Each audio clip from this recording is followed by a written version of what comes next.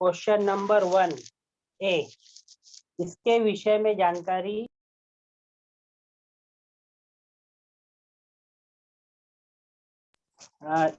पता होनी चाहिए, वो भी देखेंगे। और प्रश्न पत्र जो मार्च 2020 का है वो पूरा हल करेंगे। और अगर समय मिला तो जो जुलाई का प्रश्न पत्र है वो भी हल करने का प्रयास करेंगे। ठीक है बच्चों, चलो फिर हम देखते हैं क्वेश्चन नंबर 1A। इसमें कुल 4 प्रश्न आपको पूछे जाते हैं और ये चारों प्रश्न बहुपर्यायी प्रश्न होते हैं। बहुपर्यायी प्रश्न मतलब क्वेश्चन आपको दिया होगा, आपको ए, बी, सी, डी, ये चारों में से किसी एक को चुनना पड़ता है।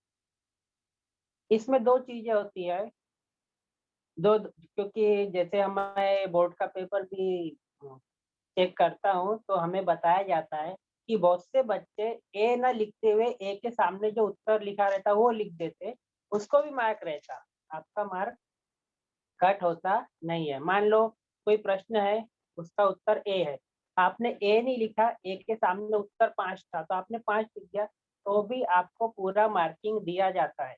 तो ये चीज ध्यान में रखना, ये आप करेंगे तो कोई प्रॉब्लम नहीं, आपको मार्किंग पूरा मिलेगा। दूसरी बात, यह प्रश्न में आपको मेथड लिखने की जरूरत नहीं, कोई भी चीज की मेथड लिखने की जरूरत नहीं। आपको कोई भी प्रश्न पूछा गया, आपको ए बी सी डी में से जो आंसर है उसके सामने उसका आंसर लिखना है। जैसे प्रश्न 1A का पहले का आंसर उसके आगे लिख दो ए, या बी या सी या डी, जो भी है, तो आपको फुल मार्किंग मिलेंगे। लेकिन अगर आप मेथड लिखते हो तो मेथड को मार्किंग, आपका उतना समय भी व्यर्थ हो जाएगा, आप पूरा उसको वहां पर हल कर रहे हो। बहुत से बच्चे मैं देखता हूँ, पेपर चेक करता हूँ, हल करते हैं, उसको हल नहीं करना है, आपको सिर्फ ए बी सी डी लिखना है। सिर्फ ऑप्शनल क्वेश्चन है, आपको ए बी सी डी ही लिखना है, जो भी आंसर। आपका समय की बचत होगी, अगर आप हल करो उतना समय आप दूसरे प्रश्न को दे सकते हो। इसलिए ये चीजों का आपको ध्यान में रखते हुए आगे चलना है। दूसरी बात, यह प्रश्न 4 अंकों के लिए होता है, एक एक एक एक 4 अंकों के लिए, और आपको 4 ही प्रश्न पूछे जाते हैं। इसमें आपको किसी प्रकार का ऑप्शन नहीं होता है कि जैसे आप बोलते हो बहुत से प्रश्नों में रहते हैं किसी 4 में से 3 हल कर दीजिए, 5 में से 2 हल कीजिए, ऐसा आपको इस प्रश्न में नहीं मिलेगा। आपको पूरा की पूरा प्रश्न हल करना पड़ेगा।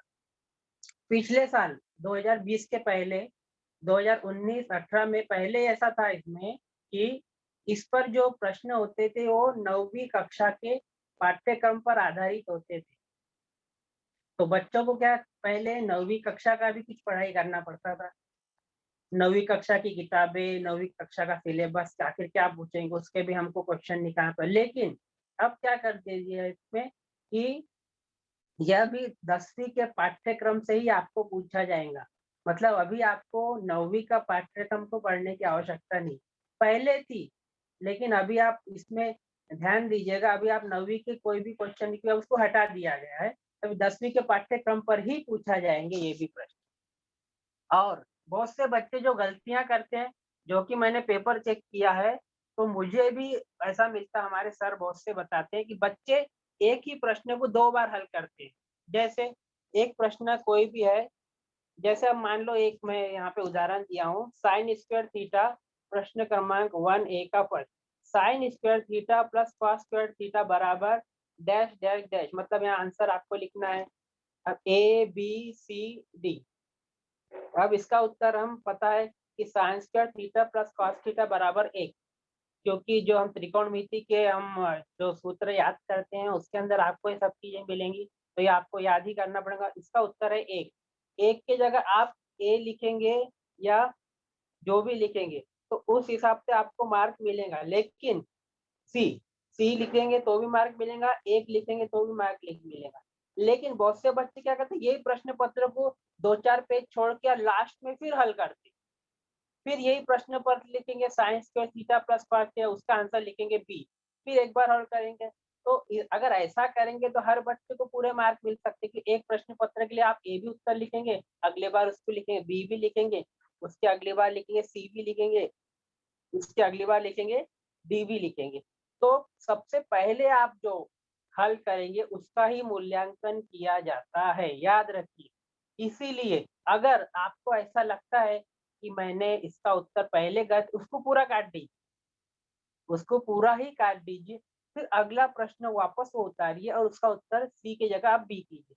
लेकिन अगर आप दोनों लिखे रहने देंगे तो आपने जो फर्स्ट चॉइस इसके अंदर लिखा रहता है कि फर्स्ट चॉइस, आपने पहले जो लिखा फर्स्ट राइट फर्स्ट टेकिंग, आपने जो पहले लिखा है उसको ही चेक करके मार्क जाएगा, फिर लास्ट में उसको मार्क नहीं दिया जाएगा।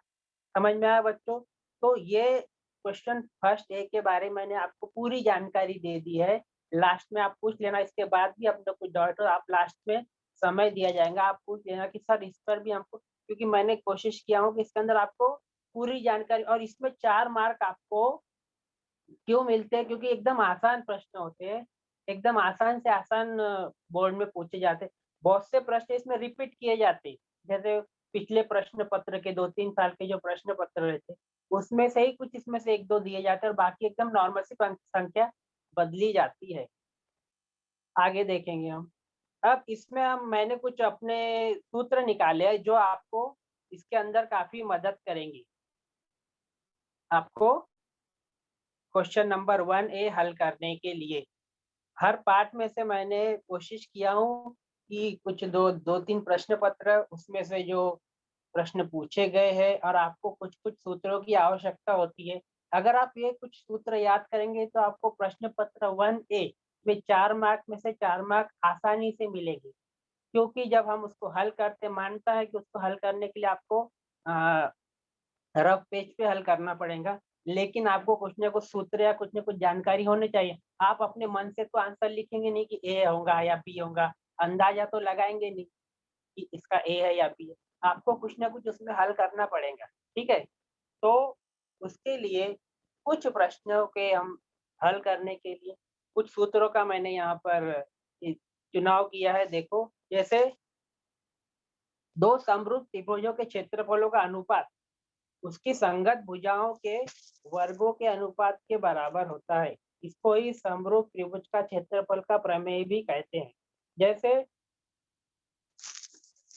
त्रिभुज एबीसी का क्षेत्रफल बटे त्रिभुज पीक्यूआर का क्षेत्रफल बराबर AB का वर्ग बटे PQ का वर्ग बराबर BC का वर्ग बटे QR का वर्ग बराबर AC का वर्ग बटे PR का वर्ग।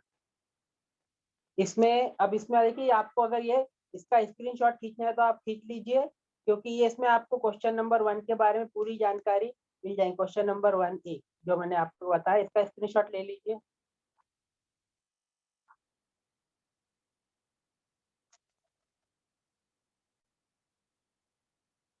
ठीक है। अब इसमें आपको हल करने में मदद मिलेंगी अगर समरूप त्रिभुजों के बारे में क्वेश्चन पूछा जाएगा। इसको ही समरूप त्रिभुज के क्षेत्रफल का प्रमेय भी कहते हैं, ठीक है। दूसरा, समान ऊंचाई वाले 2 त्रिभुजों के क्षेत्रफलों का अनुपात उनके संगत आधारों के बराबर होता है। यह भी हमेशा आपको इसका जो है इसका उपयोग आपको 2 मार्क के प्रश्न के लिए भी होगा, 1 मार्क के प्रश्न के लिए भी होगा। ये जो सूत्र है, इसलिए मैंने ये सूत्र बहुत चुनकर लिखा है ताकि आपको मदद मिले। इसमें आपको 8 से 10 मार्क मिलने में मदद मिलेगी। जो भी ये सूत्र है, आपको सूत्र याद ही करना है। ये सब सूत्र याद करने के बाद ही आप पेपर देने जाओगे तो आपको आसानी होगी। आपको फटाफट 1-1 मार्क के क्वेश्चन, 2-2 मार्क के क्वेश्चन, ये हल करने में बहुत आसानी होगी, ठीक है। तो इस दूसरा है, अगर आपका आधार समान है तो उनका जो क्षेत्रफलों का अनुपात ऊंचाइयों के बराबर होता है। जैसे त्रिभुज एबीसी का क्षेत्रफल बटे त्रिभुज पीक्यूआर का क्षेत्रफल बराबर B1 बटे B2, क्योंकि उसके अंदर ऊंचाई समान दी है, इसलिए क्या रहेगा, उनका क्षेत्रफलों का अनुपात बराबर आधार बटे आधार, ठीक है। उसी प्रकार दूसरे में अगर समान ऊंचाई वाले 2 त्रिभुज के क्षेत्रफल है तो उसके अंदर उनका जो अनुपात रहेगा वो रहेगा ऊंचाइयों के बराबर H1 हाइट 1 बटे हाइट 2, ऊंचाई 1 बटे ऊंचाई 2। ठीक है, समझ में आया बच्चों?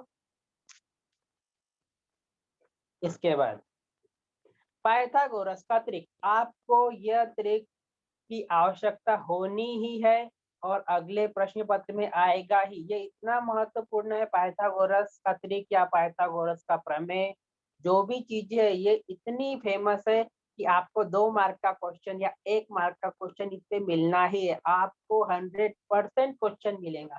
ऐसा कोई प्रश्न पत्र अभी तक बना ही नहीं बोर्ड का जिसमें पाइथागोरस पे आधारित कोई क्वेश्चन ना हो। इतना पॉपुलर, इतना फेमस ये प्रमेय है, ठीक है। और ये आपको सभी को पता है, ये आप 8वीं से ही पढ़ते आ रहे हैं। 8वीं में आपने पढ़ा, 9वीं में भी आपने पढ़ा और 10वीं में भी आप पढ़ रहे हो, ठीक है। और एकदम आसान है, इसके अंदर आपको कोई भी क्वेश्चन दिया रहेगा उसमें 3 संख्या दी होंगी, जैसे 3, 4, 5 ये संख्या दी है। आपको पता लगाना पड़ता पाइथागोरस का त्रिक ये है या नहीं। सबसे पहले आपको क्या करना है, 3 है, 4 है, 5 है। सबसे बड़ी संख्या कौन सी है आपको पता है, एकदम आसान, सबसे बड़ी संख्या है 5। तो सबसे पहले आप सबसे बड़ी संख्या जो है उसका वर्ग निकाल लीजिए। सबसे बड़ी संख्या का वर्ग निकालने के बाद जो दो छोटी बची हुई संख्याएं हैं, जो जो छोटी बची हुई संख्या है वो कौन है, 3 है और 4 है।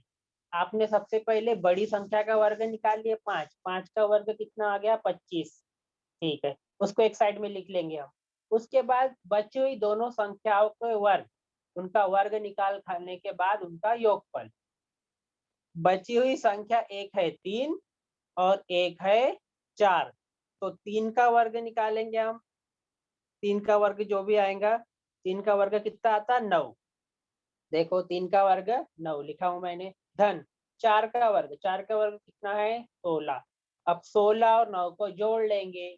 16 और 9 को जोड़ने पर कितना आ गया, 25। देखो अब हमने क्या देखा इसके अंदर, 5 का वर्ग 25, ये भी 25 है।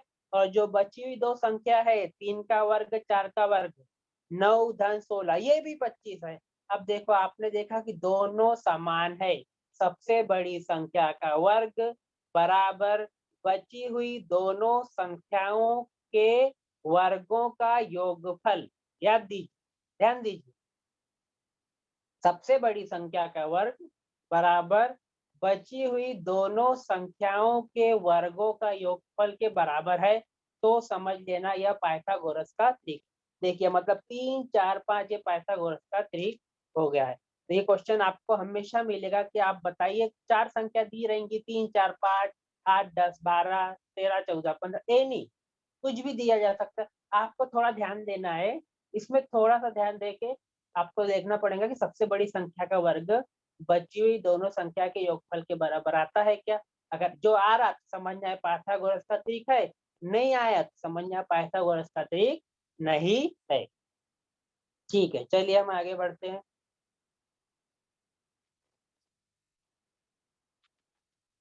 अब अब हम यहाँ पे वृत्त के बारे में कुछ देखेंगे। देखो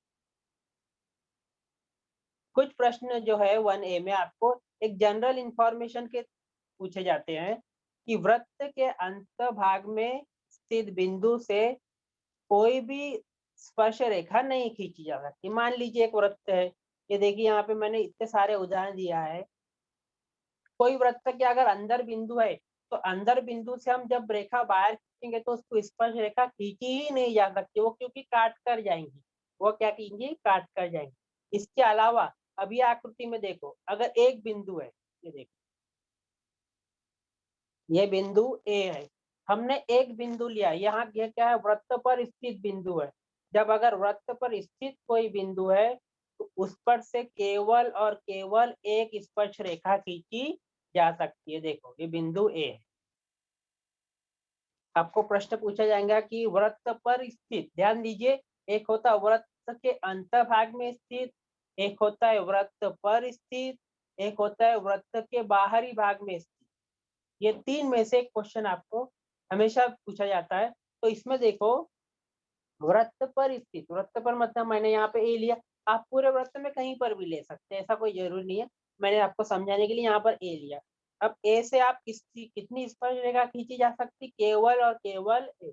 देखो एक ही है ना खींची गई, यहाँ पे हम दूसरी खींच सकते क्या इसके ऊपर, दूसरी अगर खींचेंगे तो स्पर्श हो ही नहीं पाएंगी ऑलरेडी, क्योंकि एक रेखा स्पर्श की गई है। मतलब वृत्त पर स्थित बिंदु से केवल एक स्पर्श रेखा खींची जा सकती है। अब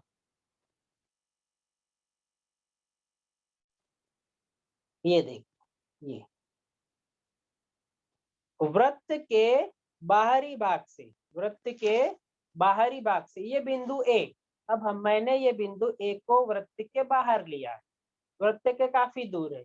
अब प्रश्न आपको पूछा जाएगा कि वृत्त के बाहर स्थित बिंदु से कितनी स्पर्श रेखाएं खींची जा सकती है। वृत्त के बाहरी भाग से कितनी स्पर्श रेखाएं खींची जा सकती है। तो वृत्त की बाहरी भाग से ये ए है। अब ए से देखो, हमने इधर एक स्पर्श रेखा खींची और इधर एक स्पर्श रेखा खींची, दो ही स्पर्श रेखा खींची जा सकती है। ये आपको क्वेश्चन अभी पेपर में भी पूछा गया था कि वृत्त के बाहर भाग से कितनी रेखाएं खींची जा सकती है, तो उसका आंसर है 2। क्योंकि 2 के अलावा आप तीसरी रेखा कहाँ से खींचोगे बताओ। अगर तुम बीच में से खींचोगे तो रेखा छेदन रेखा कहलाई जाएंगी, स्पर्श रेखा नहीं। स्पर्श रेखा जो छू के जाती, छेदन रेखा जो छेदते हुए काटते हुए जाती है। 2 रेखाएं हैं। तो इसके अंदर देखेंगे हम कि केवल और केवल 2 स्पर्श रेखाएं खींची जा सकती है। ध्यान दो, देख लो एक बार।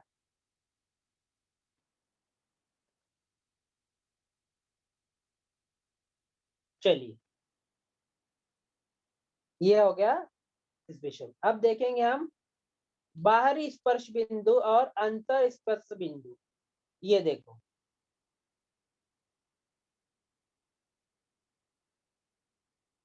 ए और बी दो वृत्त है, ठीक है। अब दो वृत्त है, एक ये केंद्र है ए और एक केंद्र है बी।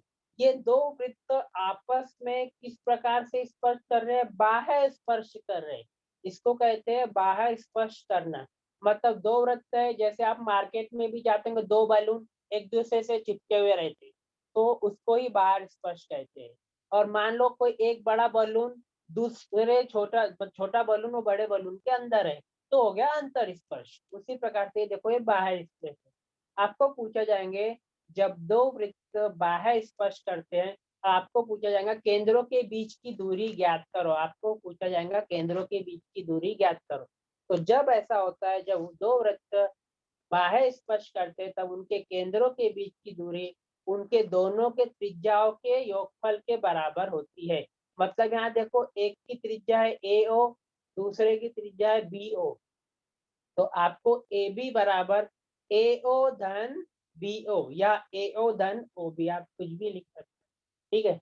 जब भी बाहर स्पर्श करते हैं वृत्त, तो उनके दोनों केंद्रों के बीच की दूरी उनके त्रिज्याओं के योगफल के बराबर होती है। देखो, मैंने यहाँ पे लिखा हुआ है, ये चीजें आपको मिलेंगे, आप स्क्रीनशॉट खींच सकते हो।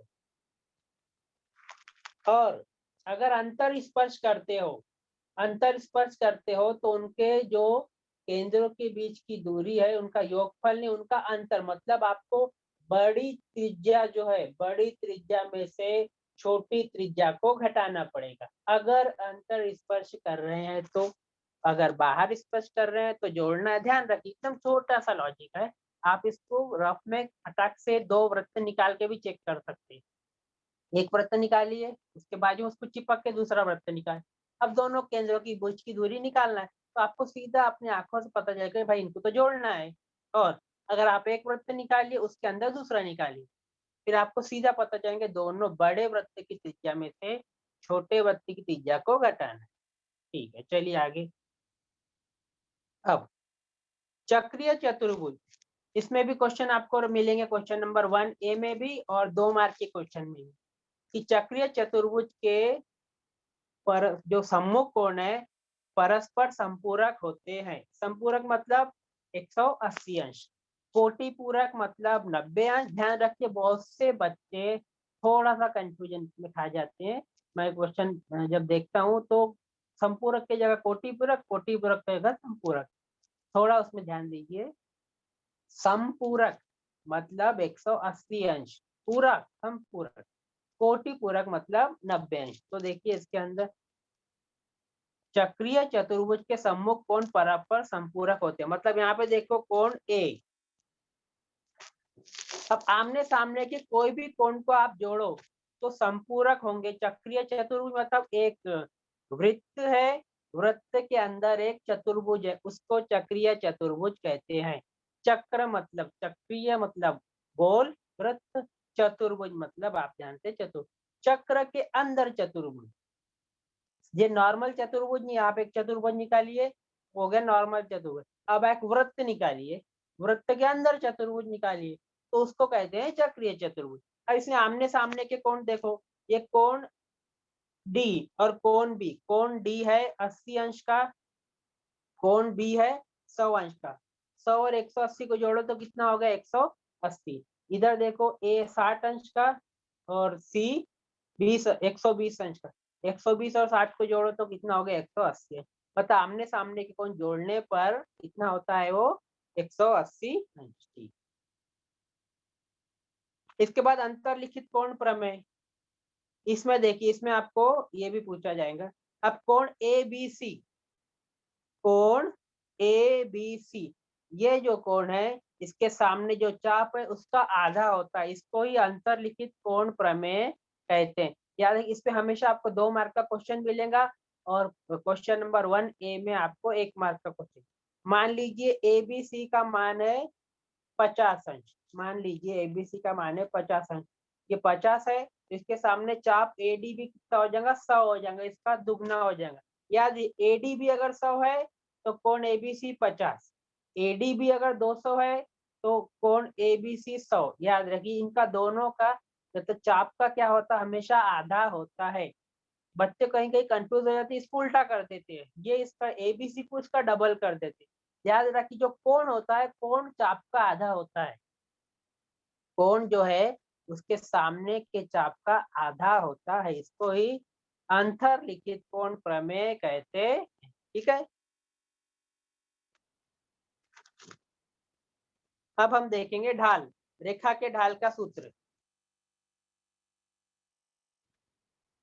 रेखा की ढाल का सूत्र, आपको बिंदु दिए जाएंगे x1 y1 x2 y2, आपको पूछा जाएगा रेखा का ढाल ज्ञात कीजिए। अभी जो जुलाई का पेपर आया था उसमें इसके ऊपर 2 मार्क का क्वेश्चन पूछा गया था, मार्च का पेपर आया था उसके अंदर इसके अंदर 1 मार्क का क्वेश्चन पूछा गया। आपको 2 बिंदु हमेशा मिलेंगे, कोई भी x1 y1 4 2 x2 y2 5 4 कुछ भी एनीथिंग। तो आपको एक सूत्र याद करना है रेखा की ढाल का सूत्र, जब 2 बिंदु दिए रहे y2 minus y1 upon x2 minus, एकदम आसान सूत्र, एकदम आसान। आपको इसके अंदर ज्यादा इतना मतलब याद करने लायक सूत्र नहीं कि चलिए आपको त्रिकोणमिति के साइन थीटा कॉस थीटा, आपको एकदम कुछ भी प्रॉब्लम नहीं जाएंगे। 2 ही बिंदु, कोई भी 2 बिंदु दिखे आपको, कोई भी 2 बिंदु आपको मिलेंगे। माना है बिंदु ए बराबर ये बी बराबर, एक सामने वालों को x1 y1 लिख दीजिए, दूसरे वालों को x2 y2 लिख दीजिए और ये सिंपल सूत्र अप्लाई कीजिए। रेखा का ढाल बराबर y2 minus y1 upon x2 minus x1, एकदम आसान है। y2 minus y1 upon x2 minus x1, उसके अंदर कीमत रखिए और वो कीमत रखने के बाद आपको बहुत ज्यादा मेहनत नहीं करना, नॉर्मल सा प्लस और माइनस करना पड़ता है, ज्यादा माइनस प्लस एकदम नॉर्मल आपको आंसर मिल जाएगा। तो आपको इसमें 1 मार्क भी नहीं कटेंगे, आपको पूरे मार्क इसके अंदर मिलेगी। तो याद कीजिएगा रेखा की ढाल का सूत्र क्या है, y2 minus y1 upon x2 minus x1। समझ में आया? चलो, रेखा के मध्य बिंदु का सूत्र, मध्य बिंदु के बारे में भी आपको पूछा जाएगा।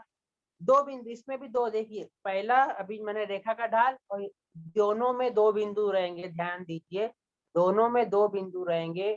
एक में पूछा जाएगा आपको ढाल निकालिए, एक में पूछा जाएगा मध्य बिंदु निकालिए, सूत्र थोड़ा बदल जाएगा।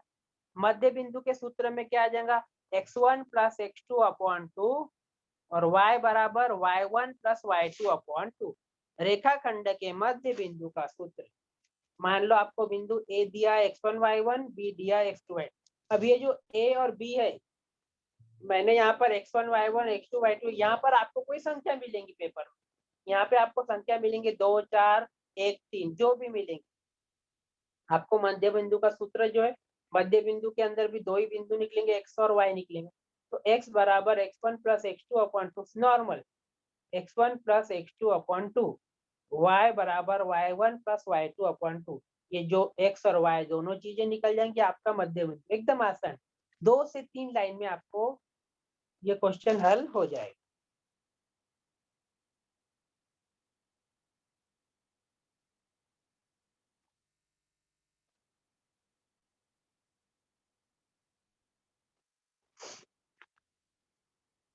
त्रिकोणमिति के सूत्र कुछ है, वैसे आप बहुत सारे सूत्र है, लेकिन मैंने इसमें से कुछ सूत्र क्वेश्चन नंबर 1 के हिसाब से निकाले हैं।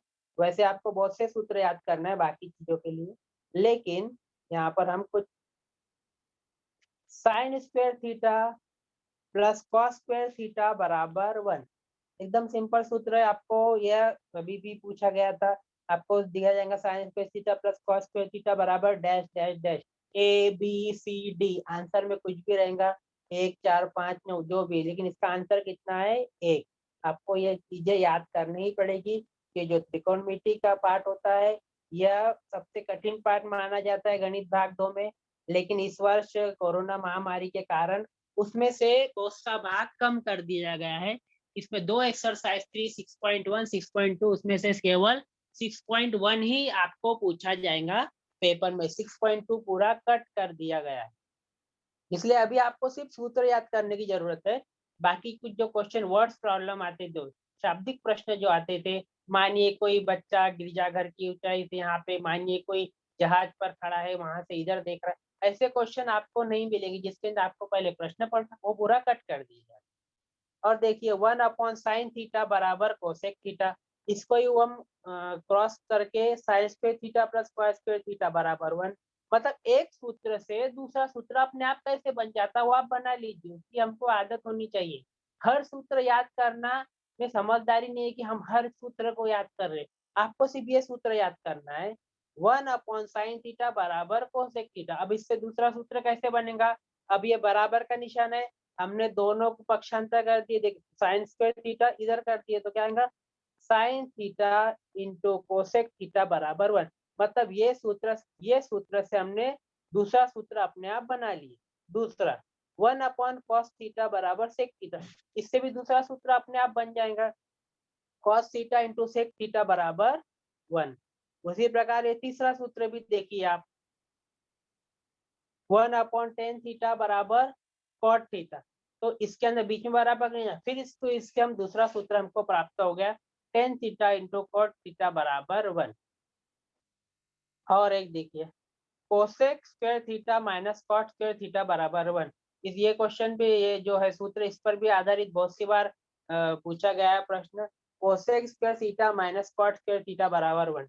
अब ये जो है मान लीजिए हम माइनस कॉट थीटा उधर लेकर जा रहे, पक्षांतर कर रहे, इसको एक के पास लेके जा रहे, तो इससे ही दूसरा सूत्र क्या बन जाएगा 1 प्लस कॉट स्क्वायर थीटा बराबर कोसेक स्क्वायर थीटा। देखिए एक सूत्र से दो दो सूत्र कैसे बने, आपको एक सूत्र याद करना है, उसको ही उसके अंदर जो संधि है मान जो दिया है, मान को थोड़ा इधर उधर कीजिए, थोड़ा पक्षांतर कीजिए, क्रॉस कीजिए, तो आपको एक नया सूत्र अपने आप तैयार हो जाए। आपने याद किया एक और आपने उससे बनाया दो, आपने याद किया एक आपने उससे बनाया दो, आपने सिर्फ 5 ही सूत्र याद किए और लेकिन 5 से आपने बनाया 10 सूत्र, मतलब आपको देखो कितना इसके अंदर रिलीफ मिला आपको। उसी प्रकार से दूसरे इसमें भी sec square theta minus tan square theta बराबर 1, तो sec square theta minus tan theta इधर चले जाएगा तो क्या हो जाएगा 1 प्लस टेन स्क्वायर थीटा बराबर, हेलो हेलो,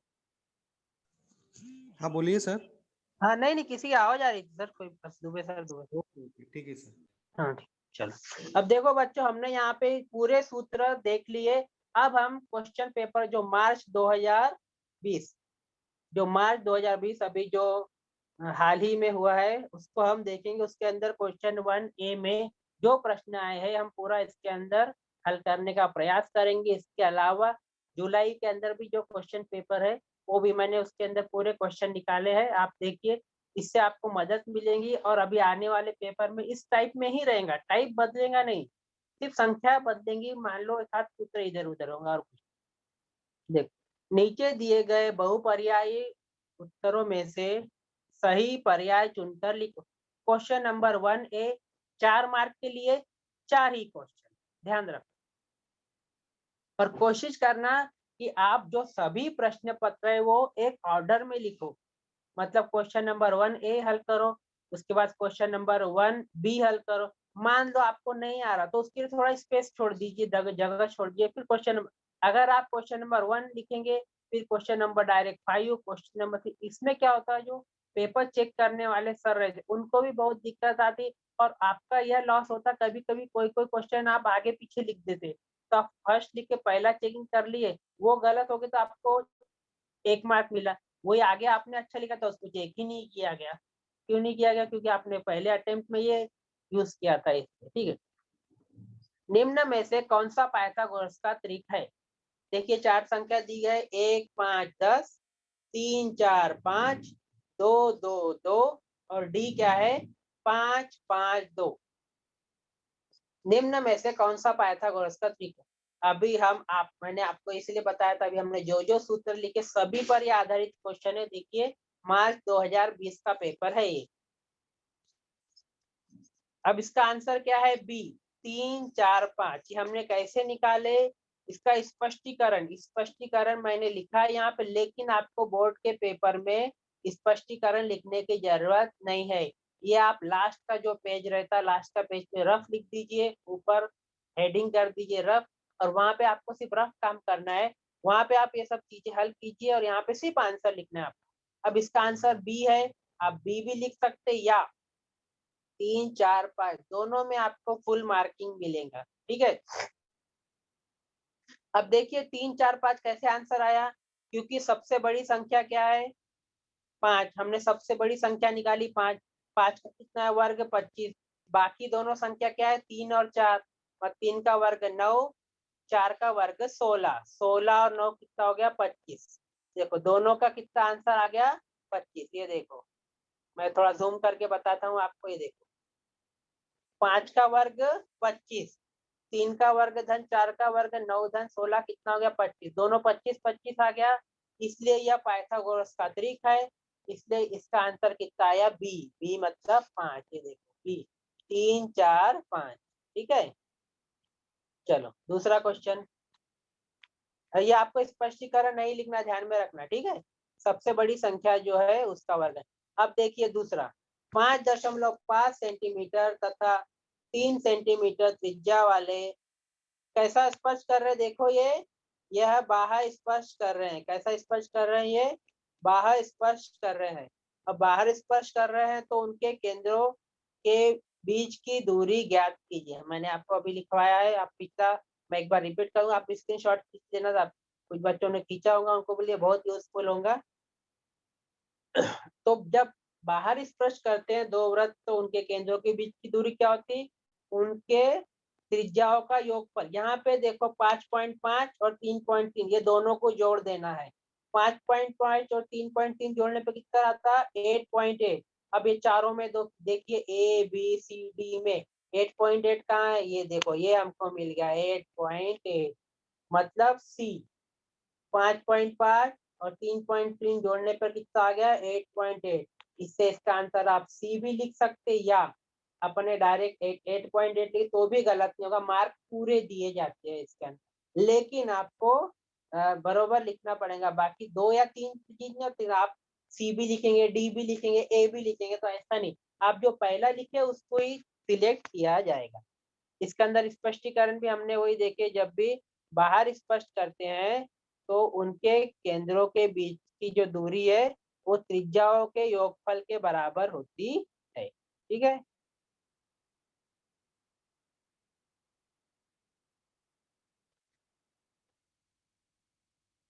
अब ये देखो मैंने लिखा R1 + R2, मतलब बाहर स्पष्ट कर रहे हैं तो दोनों त्रिज्याओं को जोड़ दो, अंदर स्पष्ट कर रहे हैं दोनों त्रिज्याओं में से बड़े में से छोटे को घटा, छोटे में से बड़े में तो घटेंगे नहीं, तो बड़े में से छोटे को घटाना है। बाहर स्पष्ट कर रहे हैं तो जोड़ना है। ध्यान में रखो, बाहर स्पष्ट करते हैं जोड़ दो। याद रखिए मेरी ये लाइन, अगर मान लो आपको तकलीफ जा रही, सर हम थोड़ा कंफ्यूज हो जा रहे, वृत्त बाहर स्पष्ट करते हैं सीधा जोड़ना है, वृत्त अंत स्पर्श करते सीधा घटाना है, बड़े में छोटे को घटाना है। ठीक है, अब अगला क्वेश्चन, 3 4, इस बिंदु की आरंभ बिंदु से दूरी कितनी है? देखिए ये क्वेश्चन मैंने ऐसा निकाला, ये क्वेश्चन मार्च में भी पूछा गया था, और अभी अगस्त सितंबर में जो आपकी सप्लीमेंट्री की एग्जाम हुई थी उसमें भी पूछा गया था सेम क्वेश्चन। सिर्फ थोड़ी संख्या, शायद संख्या भी नहीं बदली जहां तक मेरा ख्याल है, -3 और 4। एकदम आसान सूत्र याद करके रखना है आपको। करनी के अंदर x वर्ग धन y वर्ग, जब भी किसी बिंदु के हम आरंभ बिंदु से दूरी निकालते हैं तो एक सूत्र, एकदम छोटा सा सूत्र है बच्चों। ये सब क्या करो आप लोग, अपनी एक पेज पर लिखो, पेज लेके अपने घर पे हॉल में या जहां आप हमेशा बैठे हो वहां पर चिपका दीजिए जो जो मैंने अभी सूत्र लिखवाया हूँ। आपको 8 मार्क्स से 10 मार्क्स की मदद 100% मिलेंगी, 100% बोल रहा हूँ। तो देखिए ये सूत्र एकदम आसान है। करनी में अंदर x का वर्ग धन y का वर्ग, जब भी आपको पूछा जाएगा आरंभ बिंदु से दूरी ज्ञात करो, याद रखो क्या पूछा जाएगा, आरंभ बिंदु से दूरी ज्ञात करो। आपको बिंदु दिए जाएंगे, जैसे इसका -3 और 4 दिया गया है, आपको 4 और 6 दिया जाएगा, 5 और 4 दिया, एनीथिंग कुछ भी दिया जाएगा। ये सूत्र छोटा सूत्र हमेशा, और यहाँ तक मैं अभी भी बोल रहा हूँ आपको, जो मार्च अभी 2021 में पेपर आएंगे उसमें भी ये क्वेश्चन मिलेगा। इतने इंपॉर्टेंट कुछ कुछ क्वेश्चन है, हमेशा रिपीट होते रहते हैं, चीजें रिपीट होते रहते और एकदम आसान। ये इसलिए रखा जाता है ताकि बहुत से बच्चों को मदद मिले इसके अंदर। तो हम इसके अंदर देखो, करनी के अंदर x का वर्ग धन y का वर्ग रखेंगे, x का धन और y का वर्ग रखने पे -3 का वर्ग, देखो -3 का वर्ग धन 4 का वर्ग, -3 का वर्ग मतलब कितना आ जाएगा 9, 4 का वर्ग कितना आ जाएगा 16, उसके बाद 9 धन 16 कितना आ गया, करनी में 25, करनी में 25, अब करनी में 25 जो है उसको करनी के बाहर हम लाते तो कितना आंसर आ जाता 5, कितना आंसर आ जाएगा करनी में 25 मतलब 5। देखो इसका उत्तर कितना आ गया 5। मतलब आपको एक सूत्र याद रखना है, जब भी क्वेश्चन में आरंभ बिंदु से पूछा जाएगा कि आरंभ बिंदु से दूरी ज्ञात करो, तो आपको उसके अंदर जो दी हुई संख्या उसको करने के अंदर x का वर्ग धन y का वर्ग हल करना है। ठीक है, अगला वृत्त के बाहर, चौथा देख रहे हैं हम, ठीक है। वृत्त के बाहर स्थित बिंदु से उस वृत्त पर अधिक से अधिक कितनी स्पर्श रेखाएं खींची जा सकती है। याद दीजिए मैंने अभी आपको वृत्त में बताया था, पीछे बताया था, बाहर, वृत्त के बाहर स्थित है तो बाहर स्थित बिंदु से केवल 2 ही रेखा खींची जा सकती है। हमने अभी पहले जब सूत्र याद के देखा, वृत्त के बाहर है तो 2 रेखाएं खींची जा सकती है, वृत्त के अंदर है तो कुछ भी रेखाएं खींची नहीं जा सकती। हो सकता है अभी आपको ऐसा पूछा जाए अभी पेपर में कि वृत्त के अंदर स्थित है, अभी पूछा गया वृत्त के बाहर स्थित है, वृत्त के बाहर स्थित बिंदु से 2 रेखाएं खींची जा सकती है, वृत्त के अंदर स्थित बिंदु से कुछ भी रेखा नहीं खींची जा सकती, वृत्त पर स्थित बिंदु से केवल एक रेखा खींची जा सकती है। ये चीजें आप लिख के रखिए, 1-2 मार्क के लिए आपको बहुत महत्वपूर्ण है। ठीक है, तो इसका आंसर 2 है। आप ए लिख सकते, या तो ए लिखिए या 2 लिखिए, दोनों पे आपको मार्किंग मिलेगा। ठीक है, चलिए आगे। बिंदु P या रेखा AB का मध्य बिंदु है। ए बिंदु A दिया है -4 2 तथा B दिया 6 2 हो, तो बिंदु P के निर्देशांक ज्ञात कीजिए। मध्य बिंदु मैंने आपको बताया रेखा का ढाल, और मध्य बिंदु हमेशा आपको दो में से दोनों भी मिलेंगे या दोनों में से एक तो 100% मिलना है। तो इसके अंदर देखो मध्य बिंदु आपको बताया गया था, मध्य बिंदु का सूत्र क्या है, x1 प्लस x2 अपॉन 2 और y बराबर y1 प्लस y2 अपॉन 2। देखो यहाँ पर आपको ये जो दिया है a 4 2, इसको नाम दीजिए, -4 2 है ना, तो x1 कितना आ गया -4, y1 कितना आ गया 2। अब ये बाजू में b देखो, ये b बराबर 6 2, x2 बराबर 6, y2 बराबर 2। अब देखिए हमने x1 y1 लिख दिया और x2 y2 भी लिख दिया। अब इसके अंदर सूत्र, सिंपल सूत्र हमको लगाना है। ये देखो मध्य बिंदु का सूत्र, ठीक है, क्या है सूत्र देखो, ध्यान दो, ये देखो मैं जूम कर रहा हूँ एक स्पेशल, आप देखिए मध्य बिंदु का सूत्र, x बराबर x1 plus x2 upon 2। x1 का मान कितना था -6 धन x2 का मान 6, -4 धन 6 बटे 2, -4 धन 6, 6 -4 हो जाएगा 2, 2 बटे 2, और 2 2 कट गया तो उत्तर कितना आ गया 1, मतलब x का मान कितना आ गया है 1। आगे देखेंगे y, y बराबर y1 plus y2 upon 2। y1 का मान कितना है 2, y2 का मान 2, 2 + 2 बटे 2, 2 + 2 4, 4 बटे 2। तो 2 से यहाँ पे हमने 4 को काट दिए, 2 1 2, 2 दूनी 4, कितना आंसर आ जाएगा 2। मतलब आपको ये तो देखो 2 और 1 और 2। अब 1 और 2 कहाँ दिख रहा देखो इसके अंदर, ये दिखा हमको 1 और 2 बी। मतलब इसका आंसर कितना आ जाएगा बी। या तो आप बी लिखो या 1 और 2 लिखो। ठीक है, समझ में आया बच्चों? एकदम आसान है, सूत्र याद रखना, क्योंकि आप अपने मन से नहीं लिख पाएंगे, थोड़ा तो आपको हल करना ही पड़ेगा रफ पेज पर। अब देखिए हम त्रिकोणमिति के सूत्र आपको जो मैंने बताया था, 1 + tan² थीटा बराबर dash dash dash. A B C D दिया है, ए दिया है cot² थीटा, बी दिया है cosec² थीटा, सी दिया है sec² थीटा, डी दिया tan²। ये आपको सूत्र याद करना पड़ेगा। इसके अंदर आपको किसी मेथड की या किसी विधि की या किसी चीज को हल करने की आवश्यकता नहीं पड़ेगी। ये आपको याद करना पड़ेगा कि 1 + tan² थीटा बराबर sec² थीटा होता है। इसका आंसर कितना रहेगा sec² थीटा, सी या sec² थीटा, क्योंकि यह त्रिकोणमिति के सूत्र है। और जो त्रिकोणमिति के सूत्र है वो आपको याद ही करना पड़ेगा। हाँ, एक सूत्र याद करके आप दूसरा सूत्र बना सकते या आप अपने दिमाग का उपयोग कर सकते, लेकिन आपको जो कुछ सूत्र है वो आपको याद ही करना पड़ेगा। अपना जो पेपर पे एक लिख दीजिए और जैसे खाली टाइम मिला इसको थोड़ा थोड़ा रीड करते चलिए। ठीक है, आगे देखो फिर एक और त्रिकोणमिति के सूत्र पर ही आधारित है। 1 + cot² थीटा बराबर डैश डैश डैश। ठीक है, इसका देखो चार उत्तर दिए हुए हैं, sec² theta, tan² theta, cosec² theta और sin² थीटा। अब आपको पता होना चाहिए, सूत्र याद करेंगे आप तो 1 + cot² थीटा का आंसर क्या होता है cosec² थीटा। इसका आंसर सी, या आप सी लिखिए या cosec² थीटा।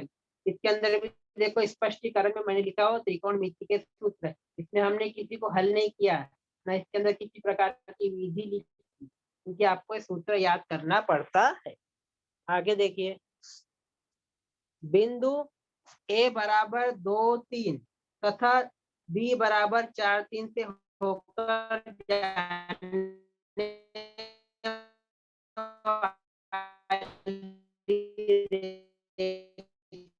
रेखा का ढाल ज्ञात कीजिए। देखिए तथा देखो इसके सबसे पहले जो चीज दी हुई है उसको x1 y1 लिख दीजिए और x2 y2 लिख। ए बराबर 2 और 3, x1 बराबर 2, y1 बराबर 3, b बराबर 4 7, x2 बराबर 4, y2 बराबर 7। अब देखो अपने को रेखा का ढाल याद करना है। मैंने आपको लिखवाया था रेखा के ढाल का सूत्र क्या है, y2 - y1 upon x2 - x1। एकदम आसान सूत्र है, ये आपको 2 मार्क के लिए क्वेश्चन के लिए भी काम में आएगा। तो रेखा की ढाल का सूत्र हमने लिखे y2 - y1 upon x2 - x1। कीमत रखना एकदम आसान चीज, कीमत रख दो 7 - 3 बटे 4 - 2। तो 7 में से 3 गए कितने 4, 4 में से 2 गए कितने 2, 4 बटे 2। अब 4 को 2 से काट दिए, 2 1 2, 2 दूनी 4, आंसर कितना आ गया इसका 2। अब आप देखो यहाँ पर 2 कहाँ दिख रहा, हाँ हमको मिल गया 2, सी। सी के सामने 2 लिखा है, इससे इसका आंसर सी, 100% सी। इसमें देखिए अगर आप ये विधि से हल कर रहे, आपको सूत्र पक्का याद है, तो आपको किसी से पूछने की आवश्यकता नहीं है कि ये उत्तर सही या गलत है। आपको अपने आप पर कॉन्फिडेंस आ जाएगा। नहीं तो बहुत से बच्चे पहले लिख भी लेते, बाद में अगर देखेंगे इधर उधर कोई बच्चा बोल दिया नहीं आंसर सी था डी था, कंफ्यूज हो जाते। कंफ्यूज क्यों होना, हमको अपने ऊपर आत्मविश्वास होना चाहिए। हमने सूत्र याद किया है, हमने सूत्र लिखा है, सूत्र में कीमत रख के हल किया, फिर हमने आंसर लिखा है, तो हमारा ही उत्तर सही है।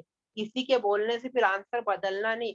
बहुत से पेपर में चेक करता हूँ पहले आंसर सही लिखा रहता है, बाद में उसको काट के दूसरा लिख दिए थे। ऐसा क्यों भाई, ऐसा क्यों? ऐसा इसलिए होता है कि कुछ बच्चों को अपने ऊपर आत्मविश्वास कम होता है। नहीं, शायद मेरे से गलती हो गई, मेरा दोस्त इसका आंसर बी बोल रहा था, शायद इसका आंसर बी है, तो बच्चे काट के बी कर देंगे। ऐसा नहीं, आप सूत्र याद करो, आप सूत्र याद करके लिखो, हल करो, फिर लिखो और अपने ऊपर पूरा भरोसा रखो। किसी दूसरे पर भरोसा कम, अपने ऊपर आत्मविश्वास होना चाहिए कि मैंने सूत्र याद किया, मैंने हल किया, मैंने उत्तर निकाला, तो मेरा उत्तर बिल्कुल सही है। ठीक है, चलो चक्रीय चतुर्भुज। चक्रीय चतुर्भुज एबीसीडी में कोण ए बराबर 80 अंश तो कोण सी का मान ज्ञात करो। चक्रीय चतुर्भुज के बारे में एक लाइन आपको याद करवाई थी मैंने। चक्रीय चतुर्भुज के सम्मुख कोण संपूरक होते हैं। चक्रीय चतुर्भुज के सम्मुख कोण संपूरक होते हैं। संपूरक मतलब 180 अंश के, याद रखिए। अब आपको कोण ए दिया है 80 अंश और चक्रीय चतुर्भुज के सम्मुख कोण कोण सी संपूरक ही जो उसके सामने है। ए के सामने कौन सा कोण रहेगा? सी। ए बी सी डी ऐसा ही चतुर्भुज बनेगा तो ए के सामने रहेगा कोण सी। तो आपको सीधा पता होना चाहिए कि चक्रीय चतुर्भुज के सम्मुख कोण संपूरक होते हैं। तो सीधा 180 में से 80 को घटा दीजिए। 180 में से कोण ए दिया है उसको घटा देंगे। 180 में से 80 घटाए तो कितना आंसर आ जाता? 100। तो इसका आंसर क्या मिल जाएगा आपको? 100। 100 कहाँ दिख रहा देखो? 80, 90, 100, 60 सी। तो इसका आंसर क्या रहेगा? सी। 100 कैसे आया? आपने 80 को 180 में से घटा दिया और उसका आंसर। अब दोनों को जोड़ दीजिए। कोण सी बराबर 100 और कोण ए बराबर 80। 100 और 80 180 हो गया ना संपूरक। मतलब हमारा जो गुणधर्म था चक्रीय चतुर्भुज का कि चक्रीय चतुर्भुज के सम्मुख कोण संपूरक होते हैं, वो यहाँ पे सिद्ध हो गया। हमारा आंसर एकदम करेक्ट है। स्पष्टीकरण में देखिए मैंने स्पष्टीकरण लिखा है। चक्रीय चतुर्भुज के सम्मुख कोण संपूरक होते हैं। कोण ए धन कोण सी बराबर 180 अंश। कोण ए दिया हुआ है आपको 80 अंश धन कोण सी बराबर 180 अंश। तो कोण सी बराबर कितना होगा? 180 में से 80 को घटाएंगे। 180 में से 80 को घटाने पर कितना आ रहा? 100। ठीक है। इसके बाद एक त्रिकोणमिति का क्वेश्चन देखिए, थोड़ा सा ध्यान दीजिए। थोड़ा सा इसके अंदर हमको ये क्वेश्चन में आपको थोड़ा सा याद करने की आवश्यकता होगी, इतना आसान नहीं पड़ेगा। 1 minus sign square theta upon cos square theta बराबर टेन स्क्वायर थीटा हो तो थीटा का मान ज्ञात करो। ये अभी अगस्त सितंबर का जो क्वेश्चन पेपर था उसमें पूछा गया था क्वेश्चन। थोड़ा सा टफ है लेकिन इतना नहीं है। आपको अगर याद करना है तो कोई कठिन बात नहीं है। आपको देखो अब इसके अंदर स्पष्टीकरण देखेंगे हम। 1 minus sign square theta upon cos square theta. आपको सूत्र याद होना चाहिए। आपको सूत्र याद होना चाहिए कि 1 माइनस साइन स्क्वायर थीटा का मान कितना था? Cos square theta. मतलब 1 माइनस साइन स्क्वायर थीटा की जगह पे हम क्या लिख सकते? कॉस स्क्वायर थीटा और बटे कॉस स्क्वायर थीटा। अब दोनों कॉस स्क्वायर थीटा कट हो जाएंगे तो आंसर कितना आ जाएगा? 1। मतलब इसका आंसर क्या आ गया? 1। टेन थीटा बराबर 1। अब अभी यहाँ पे देखो आपको 2 से 3 चीजें याद करनी है। पहली बात सूत्र भी याद करना है और बाद में फिर आपको इसके अंदर थीटा का मान भी निकालना है। तो टेन थीटा बराबर 1 आपको पता होना चाहिए कि 1045 बराबर 1 होता है। आपको पता होना चाहिए कि 1045 का मान 1 है, इसलिए थीटा का मान क्या आ जाएगा? 1। आपको जो टेबल दिया रहता है त्रिकोणमिति का, आपको देखो आप किताब खोलेंगे कि 1 2 से 3 पेज पलटाने के बाद आपको टेबल मिलेगा। वो टेबल आपको थोड़ा रीड करना पड़ेगा कि 1030, 1045, 1060, 1090 साइन कॉस टेन सभी के लिए जनरली 10 का पूछा जाता है, लेकिन ऐसा जरूरी नहीं कि हमेशा पूछा जाए। आपको वो थोड़ा सा याद करना पड़ेगा, उस पर ही आधारित आपको ये क्वेश्चन। ठीक है, देख लो एक बार और से, क्योंकि ये थोड़ा सा अलग है लास्ट का नीचे वाला।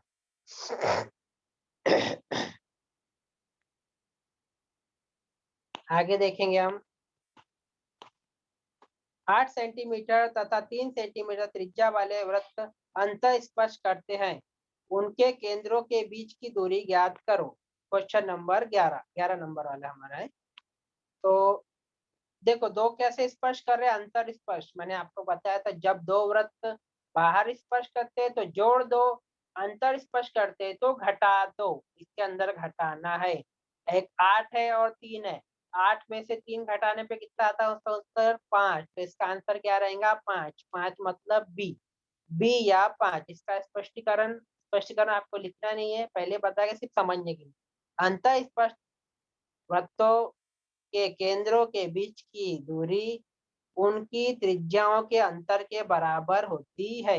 मतलब 2 को घटा दो, R1 माइनस R2। बड़े में से, याद रखिए इसमें बड़े में से छोटा ही घटाना है, क्योंकि जो चीजें दूरी कभी माइनस में होती नहीं, इसे बड़े में से छोटा घटाना है। मतलब 8 में से 3 घटाएंगे तो कितना आंसर आ गया इसका 5। ठीक है, देख लो एक बार। जब भी दो वृत्त अंतर स्पष्ट करेंगे तो घटाना है, बाह्य स्पष्ट करेंगे तो आपको जोड़ना पड़ता है। ध्यान रखिए, बहुत आसान है, आपको हमेशा पेपर में पूछा जाता है। आपके पास अगर होंगे तो कितने जो कुछ क्वेश्चन सेट है वो देखिए, आप उसको हल कीजिए, उसमें आपको ये सब चीजें आपको मिलेंगी। और ये सब चीजें, बहुत सी चीजें इसमें 50% रिपीट ही होते रहती है, इसलिए आपको सूत्र याद करना है, थोड़ी संख्या बदलेंगी, बाकी कुछ नहीं। सूत्र तो नहीं बदलता, संख्या बदलेंगी ना, सूत्र तो बदलेगा नहीं हमारा। देखिए यहाँ पे 8 और 3 दिया है, पेपर में आपको 10 और 5 लिखा रहेगा, और क्या होगा इससे ज्यादा। लेकिन आपको सूत्र याद है।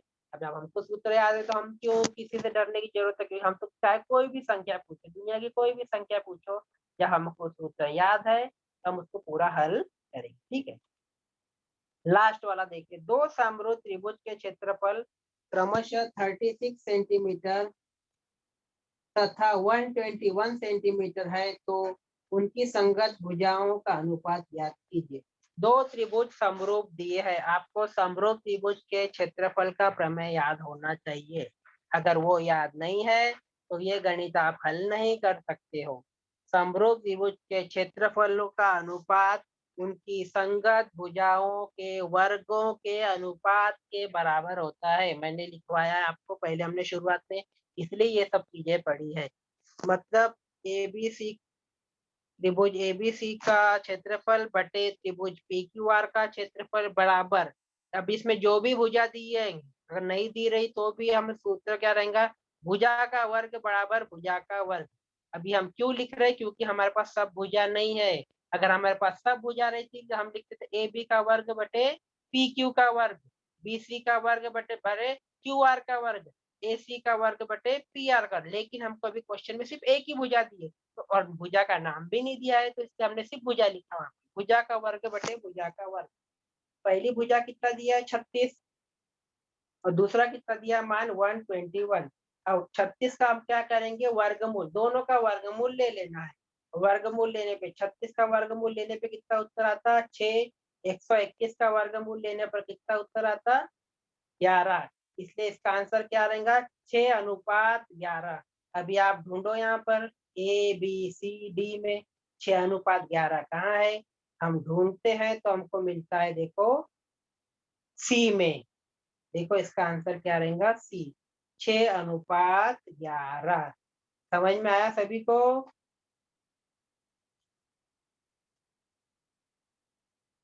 ठीक है सर।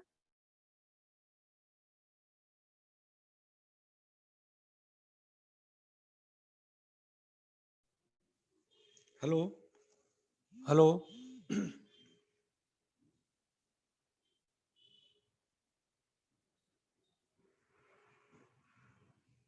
हाँ पूछो। आवाज नहीं आ रहा। हेलो। अरे हाँ सर, माइक ऑन कीजिए sir. Dubey sir mic on कीजिए। सर,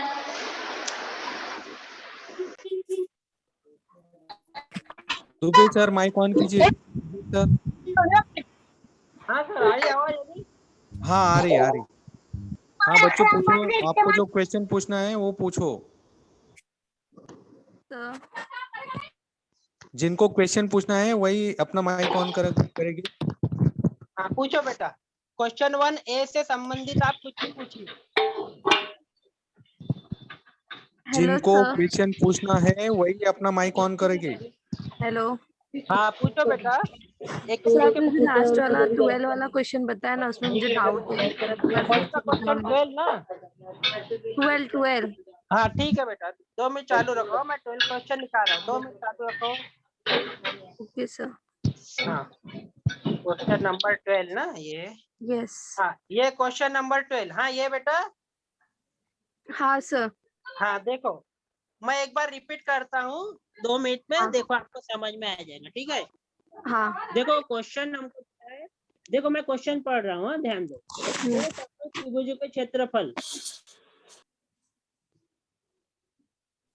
दो समरूप त्रिभुजों के क्षेत्रफल का जो अनुपात इसके अंदर दिया है देखो 36 सेंटीमीटर और 121 वर्ग सेंटीमीटर, तो उनकी संगत भुजाओं का अनुपात ज्ञात करो। क्वेश्चन पहला पार्ट है जो समरूपता, उसके अंदर आपको देखो एकदम स्टार्ट में मिलेगा ये कि जब भी दो त्रिभुज जो समरूप होते हैं तो उनके क्षेत्रफलों का अनुपात उनकी कोई भी भुजाओं के अनुपात के बराबर होता है।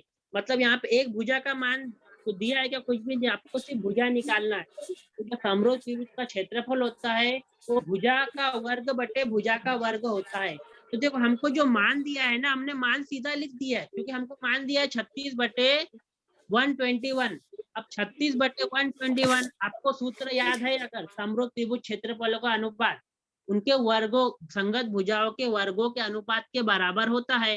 तो आपको क्या करना है, इसके अंदर 36 और 121 दिया है, इसका वर्गमूल ले लेंगे हम। 36 का वर्गमूल कितना आ जाएगा 6 और 121 का वर्गमूल कितना आ जाएगा 11। मतलब उनकी भुजा क्या होगी, एक भुजा 6 रहेंगी और एक भुजा क्या रहेंगी 11। देखो इसलिए आया इसका आंसर 6 तथा 11, उनकी संगत भुजाओं का अनुपात ज्ञात करें। आप जो सूत्र याद करेंगे ना समरूप त्रिभुज के क्षेत्रफल का प्रमेय, अपनी आप बुक निकालना, अपने अपने बुक में क्वेश्चन नंबर पार्ट 1 में आप देख लो, एकदम 1.4 एक्सरसाइज में आपको ये मिल जाएगा। ठीक है, ओके सर, थैंक यू।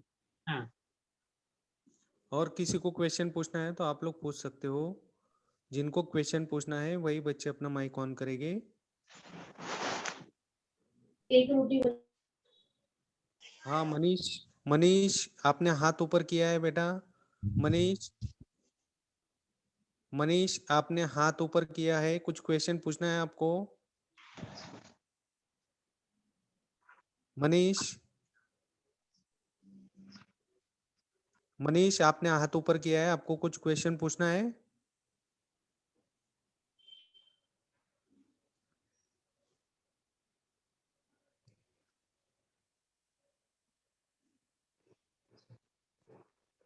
दीपक आपको कुछ क्वेश्चन पूछना है। दीपक,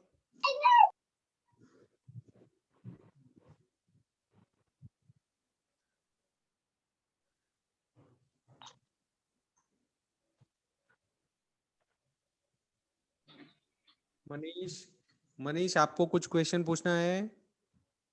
नहीं। ओके,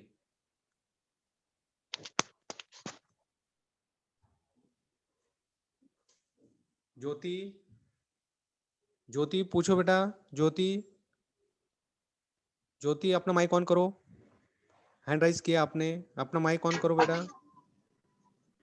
जयसवार, ज्योति जयसवार, ज्योति जयसवार, ज्योति जयसवार तुमने हाथ ऊपर किया है, कुछ क्वेश्चन पूछना है तो माइक ऑन करो।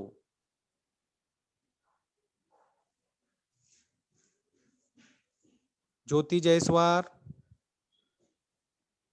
ठीक है सर, माइक उनका कनेक्ट नहीं हो रहा है। धन्यवाद सर जी, दुबे सर जी सर आपका धन्यवाद। मुझे लास्ट वाला सम समझ में नहीं आया। अच्छा अच्छा, एक सेकंड बताओ।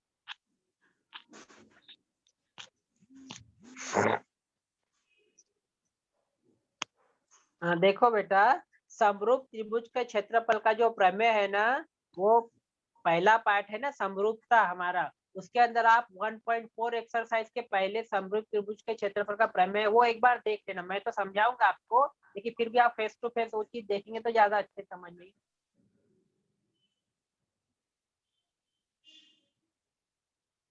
के जो वर्ग है, उनका योगफल के बराबर होता है। देखो भुजा का वर्ग बटे ओके भुजा सर। का वर्ग, तो मैं जूम कर रहा, देख लो कितना, देखो कितना जूम कर रहा मैं। भुजा का वर्ग बटे भुजा का वर्ग सूत्र है बेटा, ये प्रमेय है, प्रमेय आपको थोड़ा ध्यान में। तो भुजा का वर्ग मतलब ये 36 आ गया, 120। अब इसके अंदर वर्ग वर्ग हटा देंगे, वर्ग मूल लेंगे, सिर्फ हमको भुजा निकालना है, वर्ग नहीं निकालना है सिर्फ। तो भुजा निकालने की है, उसका वर्ग कट कर दिए, वर्ग में 36 की जगह कितना आ गया 6, 121 की जगह कितना आ गया 11, 6:11। ये देखो ये उत्तर आ गया 6:11, मतलब क्या आ गया इसके अंदर सी, इसके अंदर क्या आ गया। ठीक है, आप 1.4 फिर भी एक बार देख लेना के अलावा।